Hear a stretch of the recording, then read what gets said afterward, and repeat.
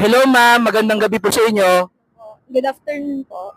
Ma'am, kahapon po ay tuluyan na pong pinatay ng Senado ang impeachment trial ni Bibi Sara Duterte.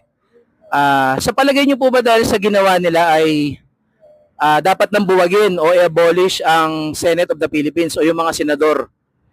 Hindi naman i-abolish yung mga senador kasi importante naman yung role nila sa Philippines. Pero yung akin lang, if yung ginawa ng Supreme Court, parang dinismiss nila through technicalities kayo yung ginawa nila. So for me, parang as a president, magiging batas yun, 'di ba? So in the future, parang alam mo yon, it's giving a notion that we can delay justice just because of technicalities, and take note na these are high-ranking officials. So mabigat talaga yung kaso na ano nila. So dapat yung responsibility sa mga high-ranking officials, hindi binabasta-basta yun. So given that yung Supreme Court dismissing this kind of case, impeachment, through technicalities, it gives us, or even law students, or even the students themselves, parang, yung justice pala, pwede pala natin ipagpaliban muna kasi technicalities, ganun. So yun lang po yung opinion.